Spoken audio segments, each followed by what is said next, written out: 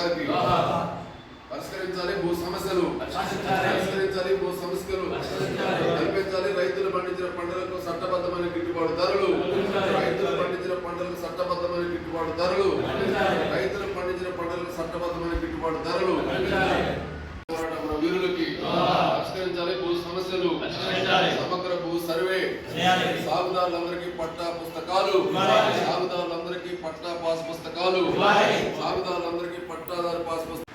తెలంగాణ సాయుధ రైతాంగ పోరాట తొలి అమరుడు దొడ్డి కొమ్మరయ్య గారి వర్ధంతి తెలంగాణ రైతు సంఘం ఆధ్వర్యంలో నిర్వహించడం జరిగింది. 1946 జూలై 4వ తేదీన నైజాం ప్రభుత్వానికి ఏజెంట్గా పనిచేస్తున్నటువంటి విష్ణూరు దొర రామచంద్రారెడ్డి గుండాలు కడివెండి గ్రామంలో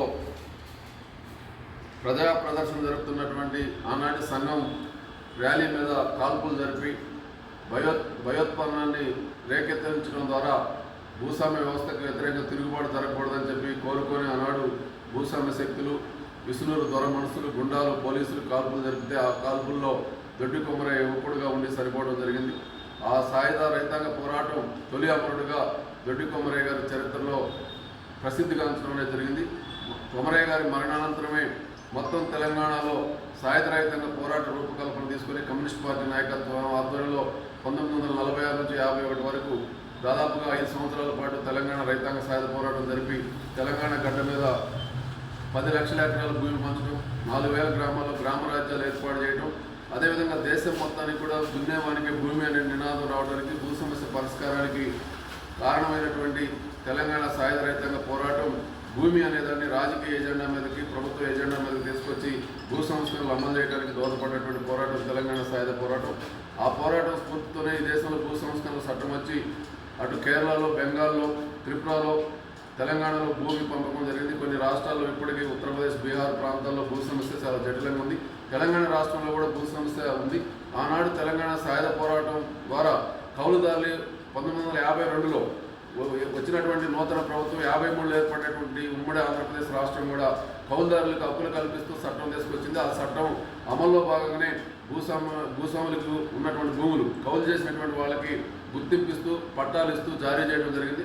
కేసీఆర్ గారు 2019-20లో తీసుకొచ్చినటువంటి ధరణి చట్టం ఏదైతే ఉందో నూతన చట్టం, దాంట్లో మళ్ళా గతకాలంలో ఎవరైతే సాగు చేయకుండా భూములు వదిలిపెట్టారో 100 ఎకరాల భూస్వాముల పేరు మీద ఉండి అవి అట్లే పడవబడి ఉన్నాయి.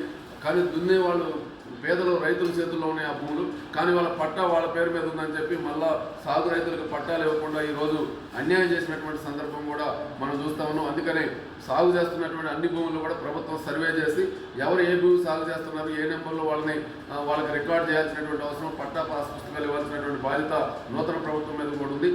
ఇటీవల కాలంలో మనం ఖమ్మం జిల్లాలో చూస్తున్నాం, అనేక చోట్ల భూమి సర్వే నెంబర్ ఒక దగ్గర ఉంది, సాగు చేసే భూమి వేరే దగ్గర ఉంది, ఈ భూమి నీది కాదు నాదని చెప్పి రకరకాల పంచాయతీలు వచ్చి రికార్డులు లేవని చెప్పి కొట్టుకొని తలలు పగలటం, కాళ్ళు ఎరగటం, ప్రాణాలు పోవటం, ఆత్మహత్యలు చేసుకునే పరిస్థితి కూడా భూ సమస్య మూలంగా వచ్చింది. ఇప్పుడు కార్పొరేటీకరణ వచ్చాక భూముల విలువ ఎకరం 30-50 లక్షలు పెరిగిన తర్వాత ఆ భూముల విలువ మూలంగా ఇవాళ అనేక మంది భూములు వదిలిపెట్టిపోయిన వాళ్ళు కూడా మళ్ళీ వచ్చి మా భూములు అని చెప్పి స్వాధీనం చేసుకునే ప్రయత్నం, అధికారులను ప్రలోభాలు పెట్టి మళ్ళీ పట్టాలు మార్చే ప్రక్రియ కనుక జరుగుతూ ఉన్నటువంటి నేపథ్యంలో భూ సమస్య అనేది చాలా జటిలంగా మారుతున్నటువంటి నేపథ్యంలో ఈ సమస్యను శాశ్వతంగా పరిష్కారం చేయాలని చెప్పి రైతు సంఘం కూడా డిమాండ్ చేస్తూ ఉన్నాం.